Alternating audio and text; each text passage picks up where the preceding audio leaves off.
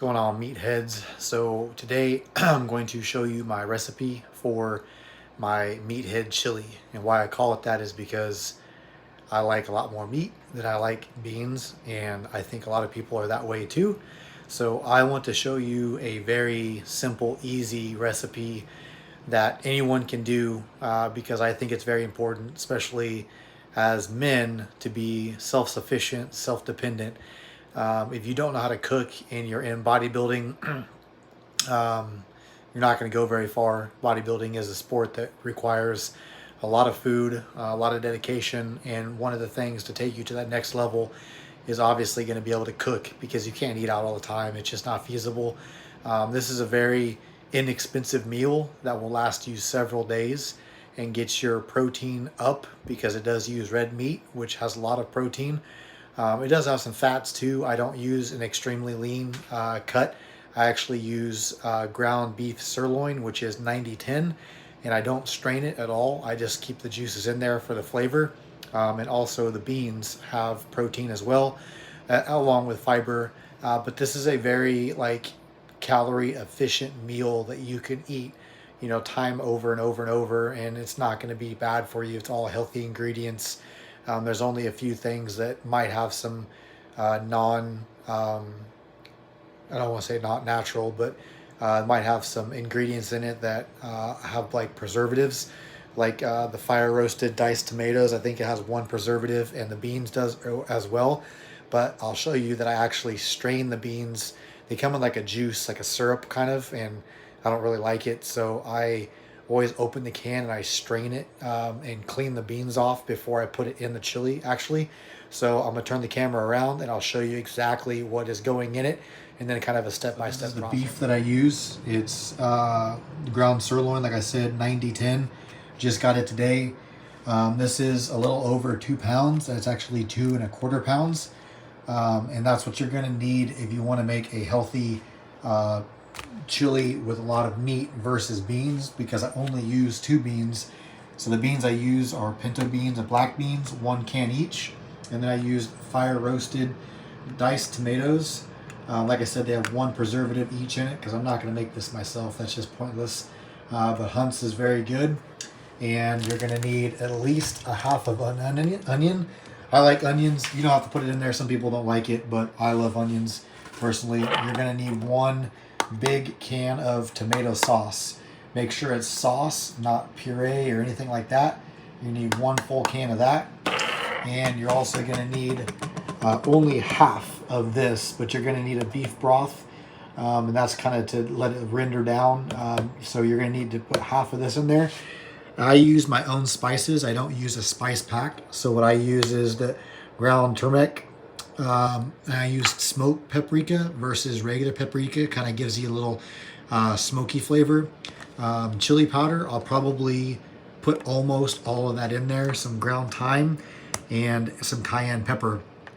I'll show you exactly how much I put in there. Actually, I should have got more cayenne pepper. I definitely need more of that. So, and also I use a lot of pink salt, and I also use some pepper as well.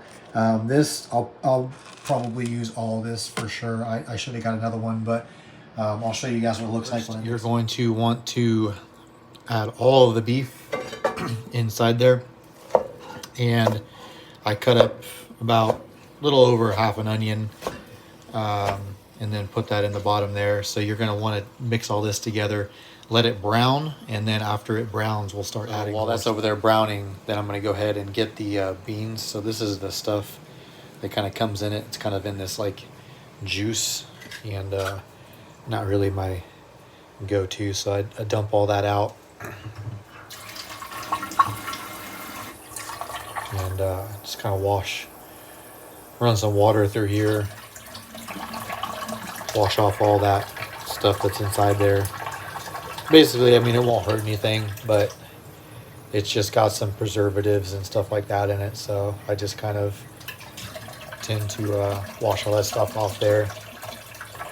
And then that way you just have the clean beans. Now that that's all nice and browned up, onions are getting kind of cooked in there as well. Next, we're going to go ahead and add the seasoning to the meat. and turn this down on low, so we really don't need to cook this anymore. That step is done. That's all the seasonings added that I showed you. Actually, I forgot, so I need to put some salt in there still and some pepper.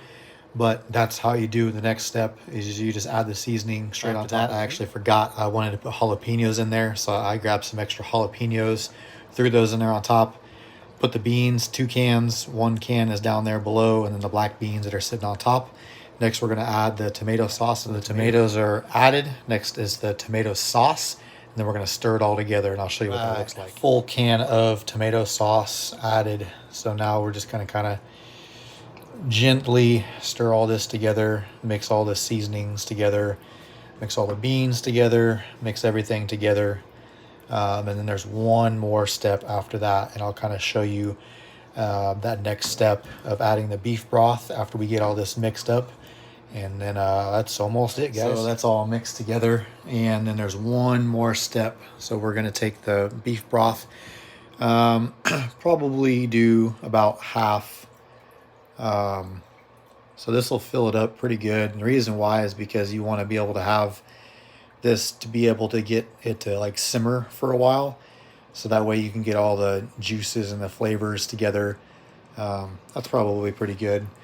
Now I know that looks kind of soupy or whatever, but once that gets mixed in, then we'll put the lid on it and let it simmer, and then it'll all start to cook. Now that we got all that mixed in there, it looks quite a bit more like chili. But again, the point is to be able to have that liquid in there so you can have it simmer and kind of burn off, and then it'll get a little bit thicker as it starts to cook. So we'll put a lid on here, and then I'll come back at about 1:30 probably, and then I'll give it a stir, and I'll show you what it looks like. All right, back.